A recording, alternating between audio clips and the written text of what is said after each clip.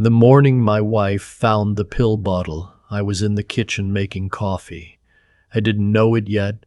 I didn't know that in about 4 hours, a woman I had never met would pull my wife aside in a hospital hallway and say 7 words that would change everything we thought we knew about our daughter. I just stood there, watching the coffee drip, thinking about how quiet the house had been since my daughter and her husband moved back in 3 months ago. My name is Walter. I'm 69 years old. I spent 31 years teaching high school history in Columbus, Ohio. I know how to read people. I know when a story doesn't add up. I spent 3 decades watching teenagers try to lie to my face, and I got very good at spotting the moment their eyes shifted just slightly to the left. I missed every sign with my own daughter. Her name is Renee. She's 34. She has her mother's eyes and her grandmother's stubbornness, and, as I would eventually learn, a capacity for patience that I never could have imagined. Not the good kind of patience, but the slow, calculating kind that waits for the right moment, the way a stone waits at the bottom of a river. My wife's name is Carol. We have been married 41 years. She is the kind of woman who remembers every birthday, who keeps a handwritten address book even though she knows how to use her phone, who once drove 2 hours in a snowstorm to bring soup to a former student of mine she had never met. She is the best person I have ever known. 3 months before everything happened, Renee called us on a Sunday afternoon. She and her husband Marcus were going through a hard time, she said. Marcus had lost his job at the logistics company, and they were struggling to make rent on her salary alone. Would it be okay just for a little while if they stayed with us? Carol said yes before I finished the sentence I was forming in my head. I want to be honest about something.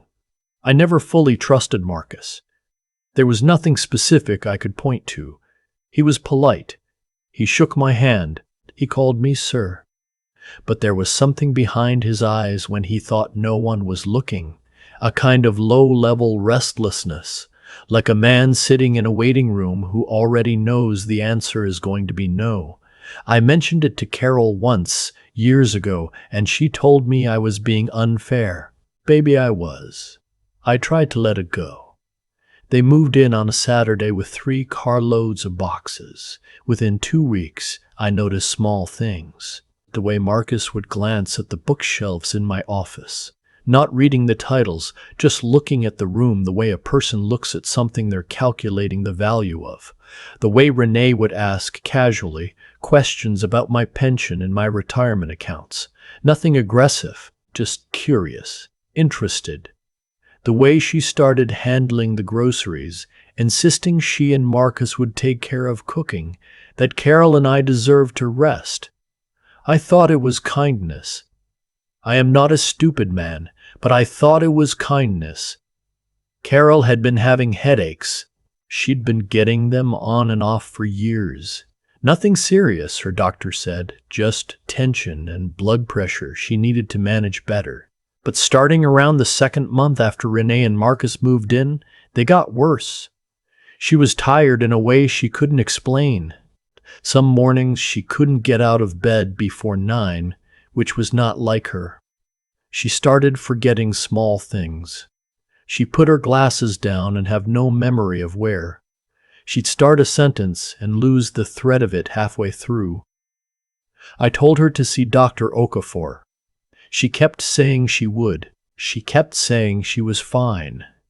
One evening in November, I came home from my Wednesday poker game to find Carol asleep on the couch at 7:30 with the television still on and a cup of tea cold on the table beside her. Renee was in the kitchen. She smiled when she saw me. She was exhausted, she said. I told her to rest. She's been exhausted for weeks, I said. Renee nodded, concerned, sympathetic. Dad, she's not young anymore. Neither are you. You two push yourselves too hard. I went and sat next to Carol and watched her sleep and told myself she just needed rest. The morning everything changed was a Tuesday. Carol had a routine blood pressure follow-up with Dr. Okafor. Renee offered to drive her. I had a plumbing issue in the garage I was trying to fix, the kind of small domestic problem that feels urgent and turns out to take the whole morning. I told Carol I'd meet her there if it ran long. I didn't make it. At 11:15, my phone rang. It was Carol. Her voice was strange, flat in a way that took me a moment to understand, wasn't calm but shock. "Walter," she said, "you need to come to the clinic. Right now. Don't bring Renee." I put down the wrench. "What happened?" "Just come," she said. "Please. And Walter, don't tell her where you're going." I drove to the clinic in 14 minutes. Carol was sitting in a chair in a small consultation room off the main hallway. A woman in scrubs was standing near the window, mid-40s, short natural hair, reading glasses pushed up on her forehead. She introduced herself as Nurse Tanya Reeves. She said she was the head nurse for Dr. Okafor's practice and that she needed to speak with both of us before the doctor came in. She closed the door. She told us that when Carol's blood work came back that morning, it showed elevated levels of something that had no business being in her system at all. She used the clinical name, and then, when she saw my face, she said it plainly. A compound found in certain common medications and some household products that, in small doses administered over time, accumulates in the blood and causes exactly the symptoms Carol had been experiencing for the past 2 months: fatigue, headaches, memory lapses, confusion. In larger doses, Tanya said, looking at me steadily, it causes organ failure. The room was very quiet. "Someone has been giving this to my wife?" I heard myself say.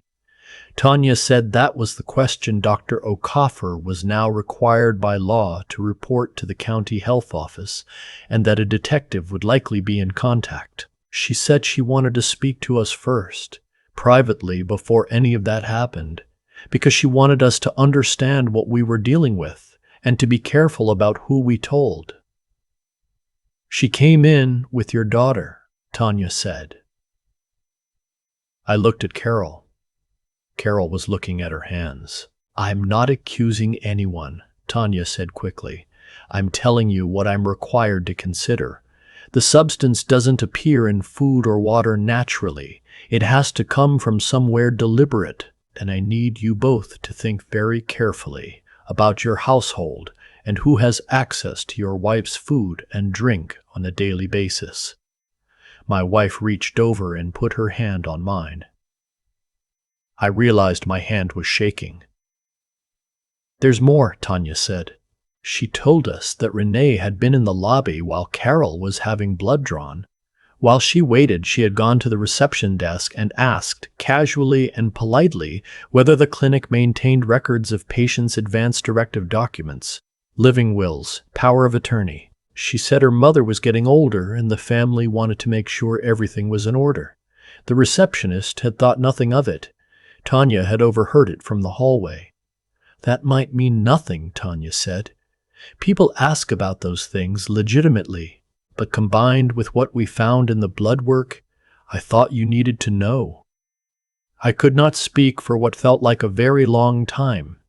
Finally I said, "What do we do?" Tanya said she had already, carefully and quietly, made a call. A detective she knew from a previous case, a family situation not entirely unlike this one, was willing to come in through a side entrance and speak with us before any official report was filed. Not to delay the process, just to give us a few hours to understand what we were walking back into. His name was Detective Raymond Cole. He was a compact, quiet man in a gray jacket who shook my hand and then sat across from us and listened without interrupting while Tanya explained what she had found. Then he looked at me and said, "Mr. Walter, I want to be direct with you.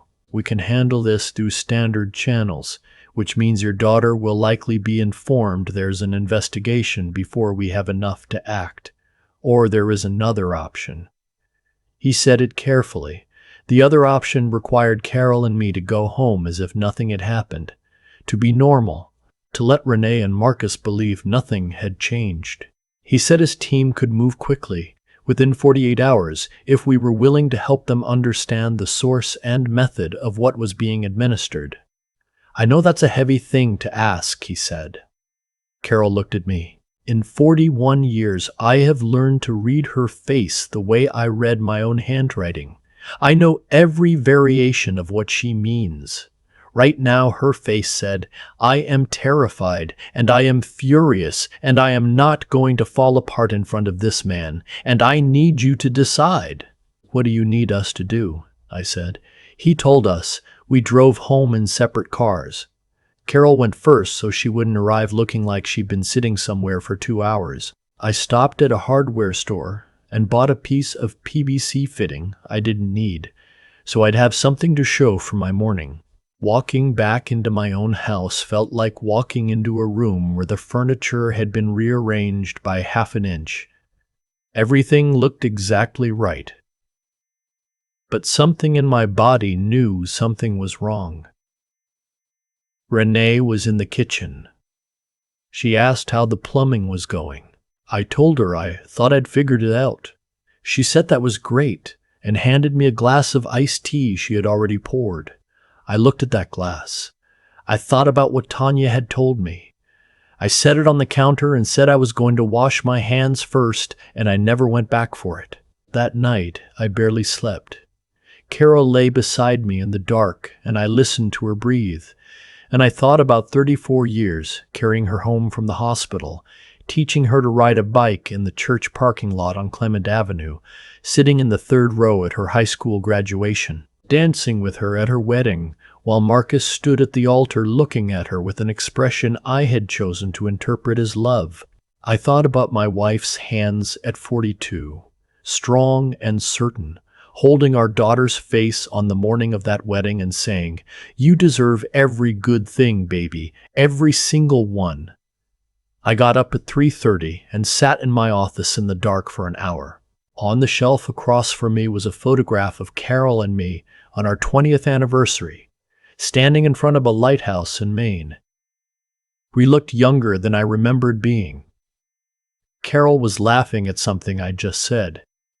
I couldn't remember what it was. I sat there and made a decision. Whatever happened next, whatever it cost, we were going to be okay. The following morning, Detective Cole called my cell at 7. Renee and Marcus were still asleep. He told me his team had done some preliminary work overnight. Marcus, it turned out, had not lost his job at the logistics company. He had been quietly let go 8 months before they moved in, not for performance but following an internal HR inquiry that had not resulted in formal charges but had resulted in his immediate separation. He had told Renee it was a layoff. Renee had told us the same. More importantly, 2 weeks before they moved in, Marcus had consulted with an attorney in a neighboring county, not a family lawyer, not an employment lawyer, an estate attorney. He had asked, in general terms, about the process by which adult children became legal guardians of aging parents who were experiencing cognitive decline. Carol was sitting across from me at the kitchen table when Cole told me this. I watched her face as she listened to my side of the conversation. She did not cry. She pressed her lips together and looked out the window at the backyard, at the garden she had planted 20 years ago and tended every spring, the roses along the back fence, the little stone bench where she liked to read on Sunday afternoons. She looked at all of it like she was deciding whether it was worth fighting for. Then she looked at me and nodded once. Cole said his team was ready to move that afternoon. He explained what they needed from us. It was simple, and it was brutal, and it required me to sit across from my daughter at the kitchen table and pretend for approximately 20 minutes that I was a father who knew nothing. Renee came downstairs at 9. Marcus was in the shower. she made herself a cup of coffee and sat across from me and asked if I'd slept well. And I told her not really, and she said I needed to take better care of myself. "Dad," she said, and her voice was so gentle, so familiar, so entirely the voice of a person I had raised and loved. "You've been carrying so much. You and Mom both. You shouldn't have to worry about everything all the time. That's what Marcus and I are here for."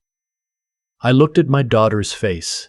I looked at the eyes that were her mother's eyes. I thought about the pill bottle and the blood work and the estate attorney and the glass of iced tea. "I know," I said. "I know you are. I've been thinking," she said, setting down her coffee, "that it might be a good time to sit down with a financial planner together, all four of us, just to make sure everything's organized for the future." "That's a good idea," I said. I held her gaze for 3 seconds. 4, 5. Then I said, "Could you go get your mom? I think she's in the garden. I want us all to have breakfast together." When Renee stood up and went to the back door, I sent the text Detective Cole had told me to send when we were ready. It was a single word, "now." What happened next took 11 minutes. I know because I watched the clock on the kitchen wall the entire time. At minute 3, Carol came inside from the garden, alone, and sat beside me and took my hand under the table. At minute 7, I heard a car in the driveway. At minute 9, Marcus came downstairs in a t-shirt and stopped on the bottom step, looking at the 2 people in plain clothes who were standing in our front hallway. At minute 11, I heard my daughter's voice from the kitchen doorway. A single sharp sound, not quite a word, more like the sound a person makes when something they were certain of turns out not to be true. I did not go to the kitchen. Carol and I sat at the table and listened to Detective Cole's calm, level voice, explaining to our daughter and her husband what was going to happen next. I have lived 69 years. I have held my father's hand while he died in a hospital room in Dayton. I have stood at a grave in February and said goodbye to my brother. I have had bad days and hard years and nights when I lay awake certain that I was not strong enough for what morning was going to ask of me. I have never experienced anything that felt like those 11 minutes. Renee was taken in for questioning that afternoon. Marcus was arrested at the house. Cole explained to us that the case would take time to build fully, but that the evidence, the medical records, the communications on Marcus's phone, the consultation with the estate attorney, the substance in Carol's blood work, was substantial. He shook my hand at the door. He said, "You both did something very hard today." He paused. "Most people can't." I didn't know what to say to that. I thanked him. After everyone left, the house was very quiet. Carol and I sat on the back porch for a long time without talking. The garden was still out there. The roses along the fence were the same roses they'd always been. The stone bench caught the late afternoon light, the way it always does in November. That low gold that makes everything look like it's being remembered rather than seen. "I keep thinking about her at 8 years old," Carol said. "That summer she decided she was going to read every book in the children's section of the library. Do you remember? She made a list." "I remember," I said. "She finished it," Carol said. "Every single one." We sat with that for a while. I thought about how love and grief are not opposites. I thought about how you can lose someone who is still alive, and how that kind of loss doesn't announce itself cleanly. It sits in the room with you and asks you to keep living anyway.